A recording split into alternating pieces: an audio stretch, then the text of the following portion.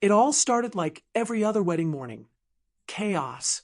My brother's wedding was supposed to be perfect, a day of joy and union, but as the hours ticked by, tension filled the air. You could feel it in the rushed footsteps of the bridesmaids, in the sharp commands of the wedding planner, and most of all, in Helen's voice. Helen, my brother's bride-to-be, had always been particular, but today she was something else entirely. Can someone bring me more champagne? And tell the florist to fix these flowers. They're completely wrong. Her voice cut through the air like a whip, making everyone flinch. I wasn't even part of the wedding party, but I'd been roped into helping out. Not that I minded. I was happy for my brother. But as I carried yet another tray of snacks to the bridal suite, I felt it, that sting of being treated as less. And then it happened. She looked me up and down, waved her perfectly manicured hand, and said it.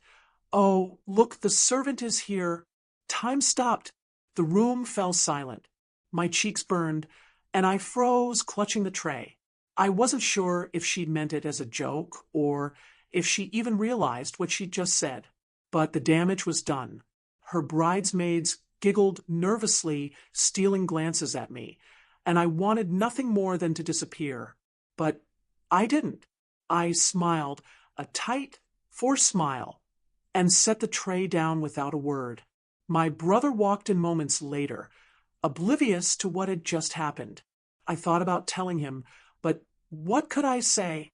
It was his big day, and the last thing I wanted was to cause a scene. As I left the room, Helen's laughter followed me like a shadow. Little did she know, the shadow was growing, because I wasn't the only one who had heard her words. My brother had, too, though I wouldn't find that out until much later. The rest of the day blurred into a haze of small tasks and stolen moments of solitude. I lingered in the quiet corners of the venue, avoiding Helen and her entourage. Each encounter left me drained, a tight knot of frustration and hurt forming in my chest. Still, I reminded myself that this was my brother's day, not mine, and I resolved to endure it silently. But even silence has its limits. The ceremony itself was beautiful, a picture-perfect event complete with heartfelt vows and a backdrop of blooming flowers. Watching my brother's face light up as he said, "I do," was enough to dull the sting of Helen's words. Almost. But then came the reception. I sat at a small table near the back, far from the spotlight. The music was lively, the guests animated, but I couldn't shake the feeling that I didn't belong. Every so often, I caught Helen's gaze flicking in my direction, her expression unreadable. Was it guilt? Amusement? I couldn't tell, and I wasn't sure I wanted to know. And then, as the evening wore on, I noticed something unusual. My brother, always so calm and composed, seemed distracted. His eyes kept darting toward me, his brow furrowed ever so slightly. It was as if he knew something was wrong, but couldn't yet put his finger on it. The knot in my chest tightened. Whatever happened next, I knew the day wasn't over yet.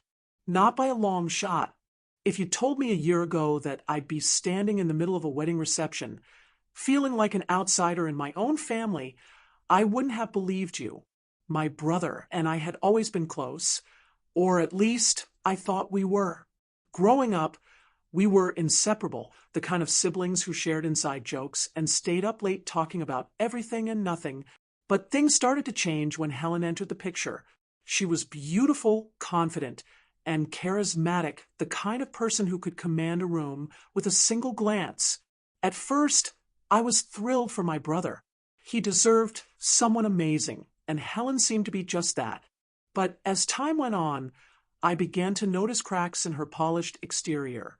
She had a way of subtly putting people down, always with a smile on her face.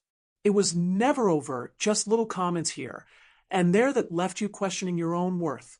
"Oh, you're so brave to wear that color," she'd say, or "I'm sure you'll get the hang of it eventually." At first, I thought I was imagining it, but then I saw how she treated others. The same sly digs, the same patronizing tone. My parents noticed it too, though they never said anything outright.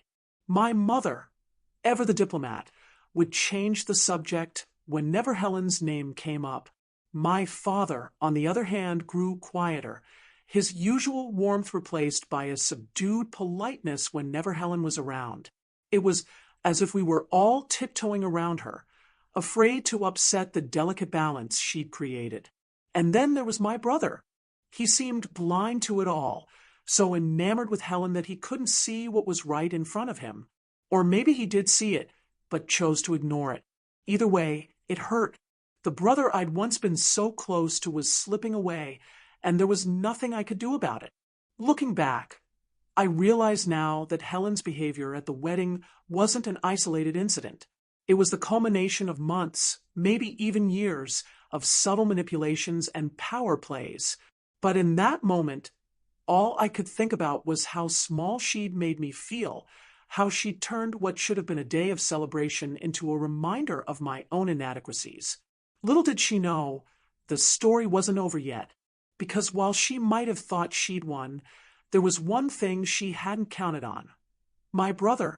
And as I sat there, watching him glance my way with that furrowed brow and that look of quiet determination, I felt a flicker of hope.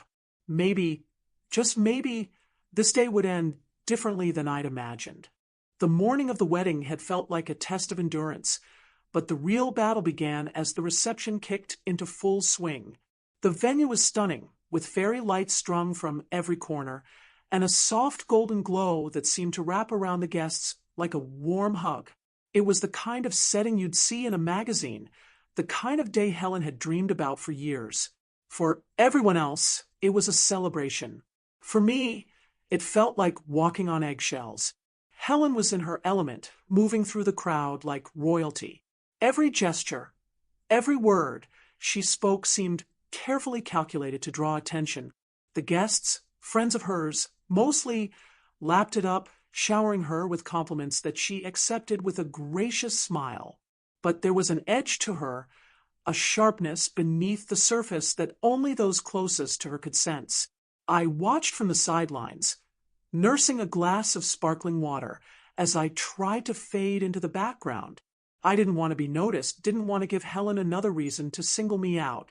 But staying invisible was proving harder than I'd expected. "You look so relaxed back here." Helen's voice sliced through my thoughts. I turned to see her standing a few feet away, her eyes glittering with something I couldn't quite place. Was it amusement? Malice? It was hard to tell. "Just enjoying the view," I replied, forcing a smile. She tilted her head, studying me like a cat eyeing its prey. "Well, don't get too comfortable. There's still plenty to be done." With that, she turned and swept away, leaving me feeling smaller than ever. As the evening wore on, the tension in the air seemed to grow thicker. My brother, ever the gracious host, was making his rounds, chatting with guests, and ensuring everyone was having a good time. But every so often his eyes would find mine, and there was a flicker of something there. Concern, maybe? It all came to a head during the toast. Helen's father stood first, delivering a speech that was equal parts heartfelt and self-congratulatory. Then came the maid of honor, who gushed about how perfect Helen was, and how lucky my brother should feel. I listened with a polite smile, clapping at all the right moments, but inside, I felt like I was sinking. And then Helen stood up. "I just want to take a moment to thank everyone for being here today," she began, her voice smooth and practiced. "This day wouldn't have been possible without the help of so many people, especially my amazing new family." She glanced in my direction, and I knew what was coming before she even said it. "And of course, a special thanks to my helper over there." The room erupted in polite laughter, but I could feel every eye on me. My cheeks burned as I stared down at the table, willing the floor to open up and swallow me whole. Little did she know, the next speech would change everything. The room buzzed with the aftershock of Helen's words, her smile radiant, as though she had just delivered the cleverest joke. Around me, I could hear the murmurs of amused guests, the scraping of cutlery against fine china, but it all felt muted, like I was underwater. My hands clenched in my lap, nails digging into my palms. I didn't dare look up. "Excuse me," I muttered, rising from my seat. I needed air, something to pull me out of the vortex of humiliation. I slipped past the tables, weaving through the crowd with my head down. As I reached the edge of the room, a hand gently caught my arm. I turned to see my brother, his face a mixture of confusion and concern. "What's going on?" he asked, his voice low. I opened my mouth to answer, but the words stuck in my throat. How could I explain the weight of everything I'd been feeling? The weeks, the months of biting my tongue and enduring Helen's sly remarks? Instead, I just shook my head. Nothing. It's fine, but it wasn't fine. And my brother knew it. He let go of my arm and stepped back, his gaze lingering on me for a moment before he turned and headed toward the microphone. My heart sank. Whatever he was about to do, I knew it wasn't going to be subtle. "Can I have everyone's attention?" His voice rang out over the chatter, commanding the room with an authority that made people pause mid-sentence. The laughter died down, and all eyes turned to him, including Helen's. She looked at him, puzzled, as he took the microphone from the stand. "I just wanted to take a moment to say a few words," he began, his tone calm but edged with something deeper, something sharper. Helen's expression shifted, her confusion giving way to unease. She wasn't used to being out of control, and the realization was written all over her face. "As you all know, today is one of the most important days of my life," he continued, his eyes sweeping the room. "And I'm so grateful to be surrounded by friends and family who mean the world to me." I stood frozen at the edge of the room, my breath caught in my throat. I wanted to run, but my feet refused to move. Whatever was about to happen, I couldn't look away. The room was eerily silent as my brother's words hung in the air. He wasn't rushing.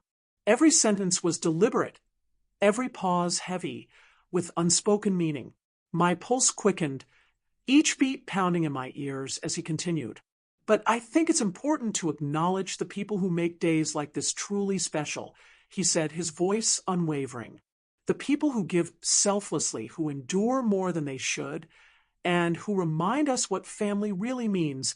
His gaze swept the room, and for a moment it lingered on me. My chest tightened, and I could feel 1,000 questions radiating from the crowd. Helen's smile faltered, her posture stiffening as if bracing for impact. "Sometimes," he went on, "we forget to appreciate those closest to us. We take them for granted. Or worse, we diminish their worth with careless words and actions." The air felt charged, like a storm was about to break. My brother's voice grew firmer, his words cutting through the room like a blade. "But today, I want to take a moment to recognize someone who has shown nothing but kindness and grace, even when it wasn't returned." He turned, and this time his eyes met mine fully.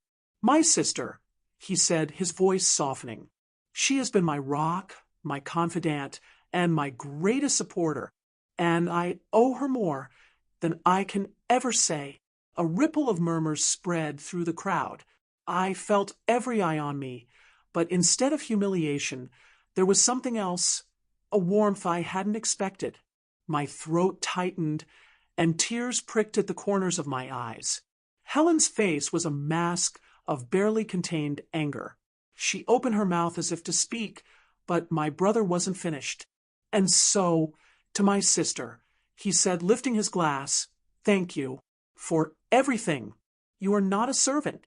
You are family, and I am so proud of you." The crowd erupted into applause. The sound was deafening, but all I could focus on was my brother's face, his expression a mixture of love and defiance. For the first time that day, I felt seen, truly seen. Helen's composure cracked. She clutched her champagne flute, her knuckles white, but she didn't dare interrupt. The moment wasn't hers anymore. It belonged to us, to my brother and me. As the applause died down, my brother stepped away from the microphone and walked toward me. He didn't say anything, just pulled me into a tight hug. I could feel the weight of everything he wanted to say in that embrace, and it was enough. For the first time that day, I smiled. Not a forced, polite smile, but a real one, because in that moment, I knew I wasn't alone.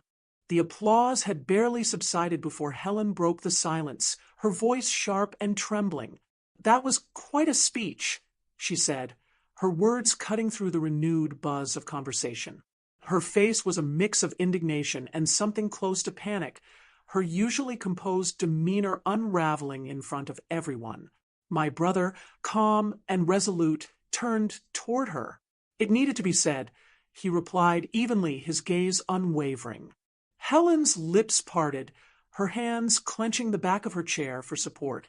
"So, you're just going to humiliate me? On my wedding day," she demanded, her voice rising with each word. A hush fell over the room as the guests looked on, their curiosity now mixed with unease. "No," my brother said, his tone steady. "I'm reminding everyone, including you, what this day is supposed to be about. Family, respect, love." Helen let out a brittle laugh, shaking her head, as though trying to dismiss his words. "You're making it sound like I'm the villain here," she exclaimed. Her voice cracked slightly, betraying the emotions she was struggling to contain. I watched as Helen's gaze swept the room, seeking validation from the guests. But what she found was a sea of unreadable faces. Some stared at their plates, others exchanged awkward glances, and a few simply watched her with quiet disapproval. It was clear that whatever sympathy she had hoped to garner was slipping through her fingers. "I've done nothing but try to make this day perfect," Helen said, her voice faltering as tears glistened in her eyes. "And this is how you repay me?" My brother took a step closer to her, his expression softening just slightly. "Helen," he said gently, "no one is perfect, but the way you've treated my sister today, it's not right. And deep down, I think you know that." Her breath hitched, her carefully applied, makeup starting to smudge as tears finally spilled over. "I didn't mean to hurt anyone," she whispered, her voice barely audible. For a moment, I felt a pang of something I hadn't expected. Empathy. Helen, despite everything, was human. Flawed, yes, but human. And in that moment, she looked more vulnerable than I had ever seen her. The tension in the room began to ease as my brother placed a hand on Helen's shoulder. "I know you didn't mean to," he said softly, "but words have weight, Helen. Actions have consequences. Let's not let this moment define us." Helen nodded slowly, her gaze dropping to the floor. The fight had left her, replaced by a quiet resignation. The guests, sensing the shift, began to turn back to their conversations, the hum of the reception gradually returning. As Helen sank into her chair, my brother turned back to me, his eyes searching mine. There was no need for words. In that moment, we both knew that something had changed, not just in Helen, but in all of us. The night wore on, but the energy in the room never fully recovered. Conversations flowed. Laughter broke out occasionally. But there was an underlying awkwardness, an invisible ripple left by what had transpired. It wasn't just Helen's breakdown or my brother's speech. It was the collective realization that something real had surfaced, shattering the curated perfection of the evening. I found myself standing outside, away from the noise and the stares. The cool night air wrapped around me, a welcome contrast to the stifling tension inside. The stars above seemed unusually bright, as if offering some small comfort. For the first time that day, I allowed myself to breathe deeply.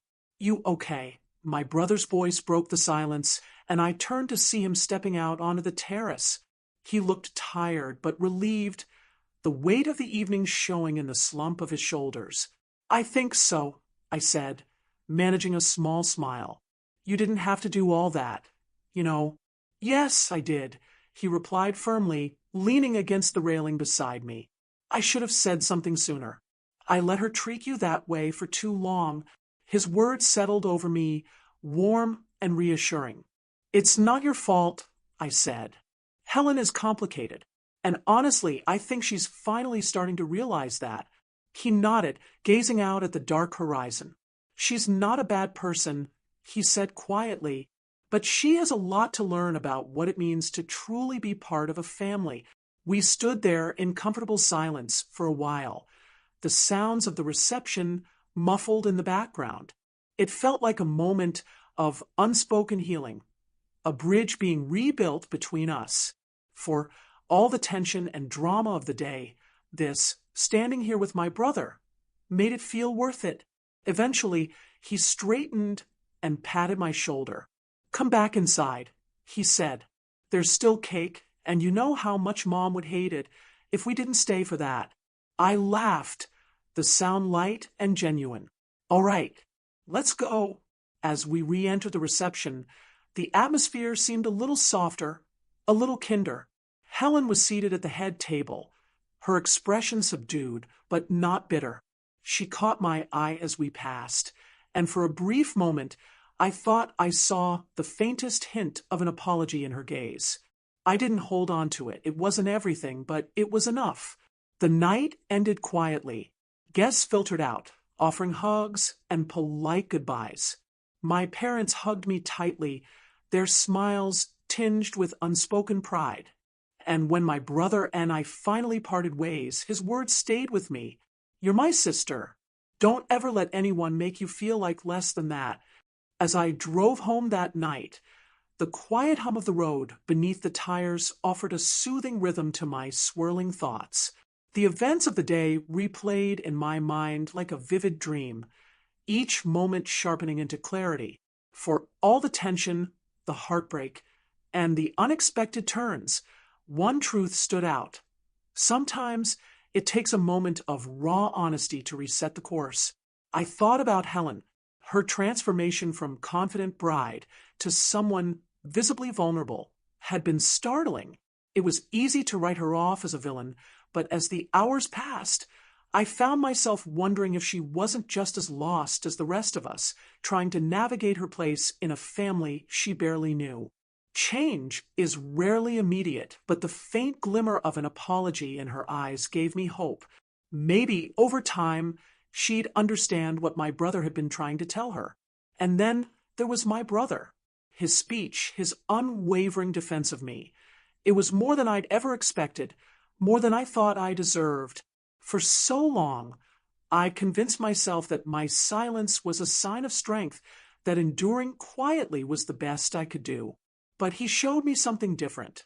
Sometimes strength comes from speaking up, from demanding respect, not just for yourself, but for those you love. The road stretched on, and the stars outside the window seemed brighter than ever. I realized in that moment that this wasn't the end of the story. It was a beginning. Relationships don't heal overnight, and neither do wounds left by careless words and actions. But the foundation was there, a mutual understanding, a willingness to try.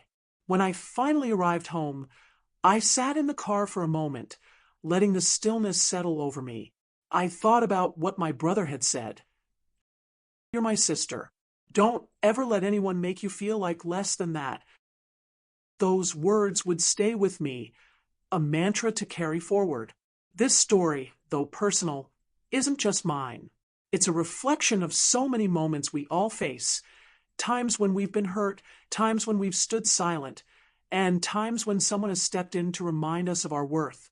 I wonder if you've had moments like that. Has someone ever made you feel small? Or maybe you've been the one to speak up, to call out what's wrong and demand better. If this story resonated with you, I'd love to hear your thoughts. Share your experiences in the comments below. Have you ever been in a situation where a single act of courage shifted the entire narrative? Or where someone's unexpected support reminded you of your own value? Let's start a conversation about what it means to stand up for ourselves and for each other. And before I go, I want to say thank you. Thank you for taking the time to listen to my story, for being part of this journey. If there are any mistakes in the telling, I ask for your forgiveness. English isn't my first language, And some of this was translated using AI assistance. Your feedback is not just welcomed, it's appreciated. Please let me know if there's anything I can improve. So, here's to the moments that define us, the people who lift us, and the courage it takes to find our voice. Thank you for being here. I'll see you in the comments. Let's keep the conversation going.